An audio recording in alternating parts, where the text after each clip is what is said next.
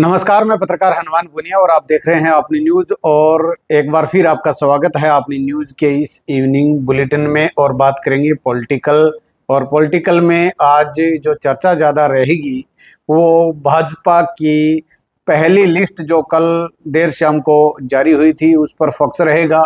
उसके अलावा सिरसा के अंदर क्या कुछ बड़ा घटनाक्रम हुआ वो भी हम आपको बताएंगे। तो सबसे पहले बात कर लेते हैं भाजपा की। तो भाजपा ने ये जो लिस्ट जारी की है उस लिस्ट के बाद में पूरी भाजपा के अंदर घमासान मच चुका है और भाजपा के कई मंत्रियों ने, कई विधायकों ने और कई जो पदाधिकारी हैं संगठन के, उन्होंने अपने इस्तीफे दे दिए हैं। इन इस्तीफों की शुरुआती दौर जो शुरू हुआ था वो सबसे पहले जो सोशल मीडिया पर चला उसके अंदर रतिया के विधायक लक्ष्मण नापा का सबसे पहले नाम आया था। और उसके बाद अब आज जो है चौधरी रणजीत सिंह ने अपने कार्यकर्ताओं की बैठक बुलाकर उन्होंने इस्तीफा दे दिया। उनके अलावा पूर्व मंत्री कर्णदेव कंबोज है, पूर्व मंत्री विक्रम ठेकेदार है, मंत्री विशंबर वाल्मीकि है, हिसार से दर्शन गिरी जो है महाराज वो इस्तीफा दे चुके हैं और निर्दलीय प्रत्याशी के तौर पर वो चुनाव लड़ेंगे, ऐसा ऐलान हो चुका है। पूर्व विधायक रणधीर सिंह कापड़ीवास, महम से शमशेर सिंह खरकड़ा, सुखविंदर श्योराण जो कि भाजपा के पूर्व विधायक हैं, और सावित्री जिंदल जो कि हालांकि अपने आप को भाजपा की प्राथमिक सदस्य नहीं बता रहे हैं, लेकिन आज उनके कार्यकर्ताओं की एक बैठक थी और सावित्री जिंदल ने उस बैठक में ऐलान कर दिया कि वो निर्दलीय प्रत्याशी के तौर पर चुनाव लड़ेंगी और वो कमल गुप्ता को हिसार की टिकट दी गई है तो उनके विरोध में वो चुनाव लड़ेंगी।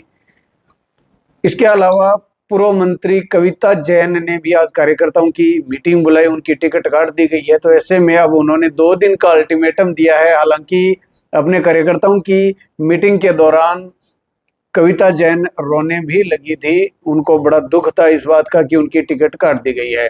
लेकिन अब हाईकमान को 2 दिन का अल्टीमेटम दिया है कि उनकी टिकट वापस उनको दी जानी चाहिए।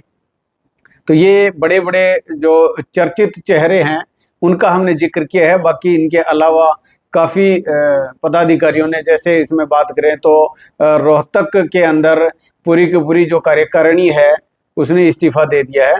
तो काफ़ी चेहरे हैं ऐसे जिन्होंने इस्तीफे दिए हैं। लेकिन अब बात कर लेते हैं कांग्रेस की। तो इस इस्तीफे की घटनाक्रम को देखते हुए कुछ और भी 2-3 कारण हैं।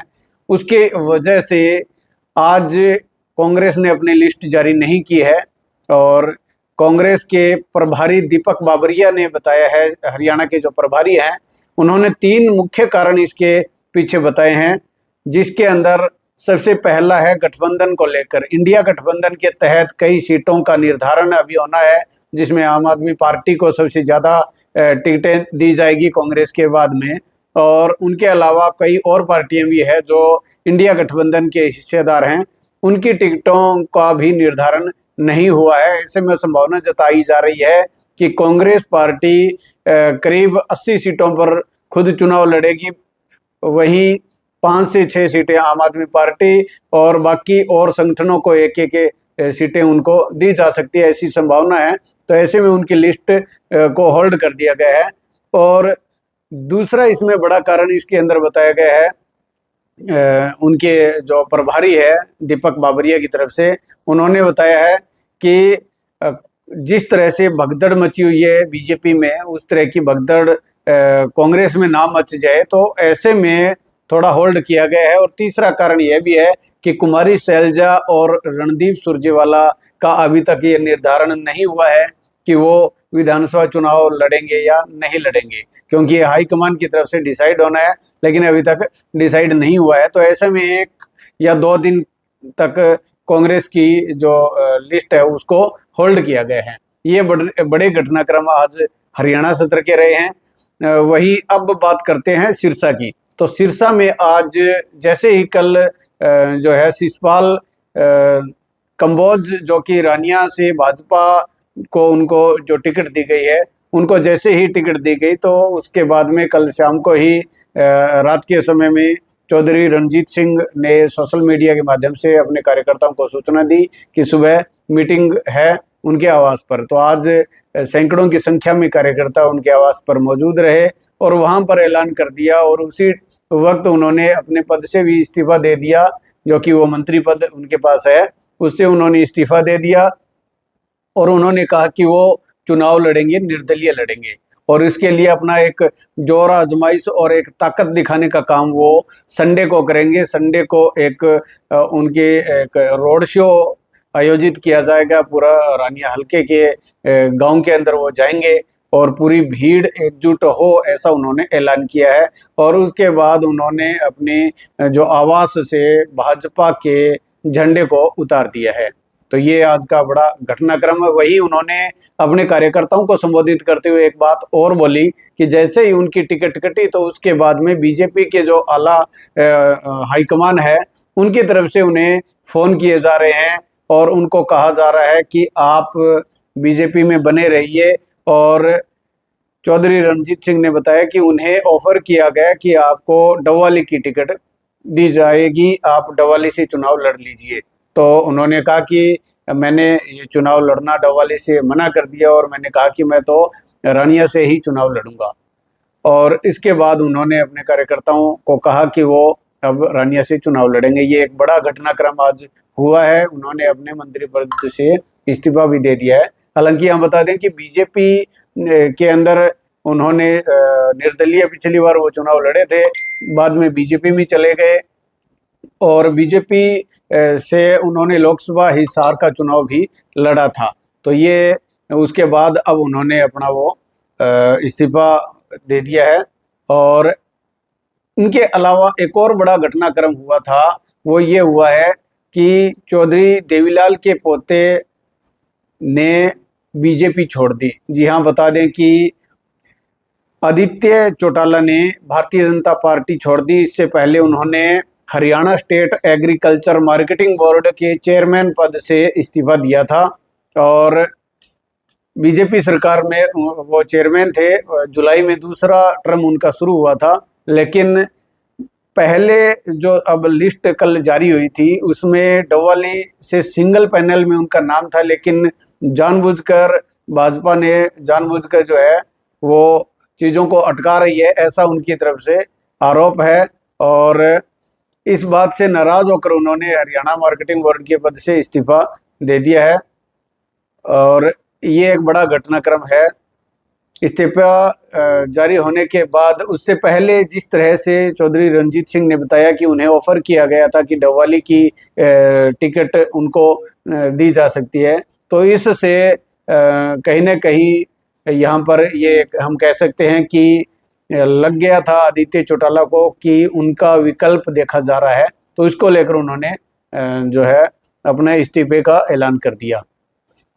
अब बात करते हैं इनके अलावा एक बड़ा घटनाक्रम ये भी हुआ है कि कांडा बंधुओं को एक बड़ा झटका दिया गया है, क्योंकि कांडा बंधुओं की तरफ से बार बार ये कहा जा रहा था कि वो एनडीए के मतलब हिस्सा हैं और वो कह रहे थे कि हरियाणा के अंदर हलोपा का बीजेपी के साथ गठबंधन होगा और सिरसा के आसपास की कई सीटें उन्हें दी जाएगी।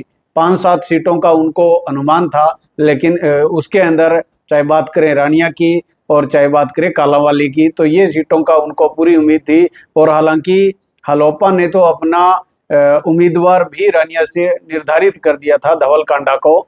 और अब जो झटका है वो कल की जो लिस्ट जारी हुई है उससे दिया गया है। अब कितना इसका खामियाजा बीजेपी को होगा, कितना हलोपा को होगा, वो तो आने वाला वक्त बताएगा। लेकिन आज जैसे ही ये इस्तीफों का दौर शुरू हुआ तो वैसे ही गोपाल कांडा, जो कि अपने उनके कार्यक्रम थे गांव के अंदर, और उनको दिल्ली हाईकमान से सूचना मिली बीजेपी की तरफ से कि वो तुरंत प्रभाव से दिल्ली आए, तो उनको बीच में ही अपने जो कार्यक्रम है उनको छोड़कर बीच में ही दिल्ली जाना पड़ा है। अब इसके पीछे वजह क्या हो सकती है? गोपाल कांडा को बीजेपी में शामिल करने के लिए दबाव बनाया जाएगा, या फिर गोपाल कांडा और गोविंद कांडा को जो अपने सिरसा की अगर बात करें, चाहे एलनाबाद है चाहे डवाली है, तो वहां से कहीं से भी कैंडिडेट बनाया जा सकता है, ऐसी भी संभावना बनी हुई है। तो ऐसे में अभी क्लियर नहीं है कि क्या वजह है उनको बीच में जाना पड़ा है गोपाल कांडा को। तो ये एक बड़ा घटनाक्रम आज का बना है। इसके अलावा बात करें शिशपाल कंबोज की, तो उनके समर्थकों ने लड्डू बांटे हैं। वहीं मीडिया से बातचीत करते हुए उन्होंने कहा कि हाईकमान ने ये उन पर विश्वास जताया है और हम पूरी कार्यकारिणी है, हम पूरा प्रयास करेंगे कि ये जो सीट है वो भाजपा की झोली में जाए। वहीं उन्होंने रणजीत चौटाला के इस्तीफे पर भी बोला कि उनको ऐसा नहीं करना चाहिए था, हालांकि सब आज़ाद हैं, ये भी बोला, और सब आज़ाद हैं और चुनाव कोई भी लड़ सकता है। तो ये एक बड़ा घटनाक्रम। इनके अलावा कालांवाली से राजेंद्र देशुजोधा को टिकट दिया गया है। जी हाँ, बता दें कि राजेंद्र देशुजोधा वही हैं जिनका 2019 में टिकट काट दिया गया था मनोहर लाल खट्टर की तरफ से।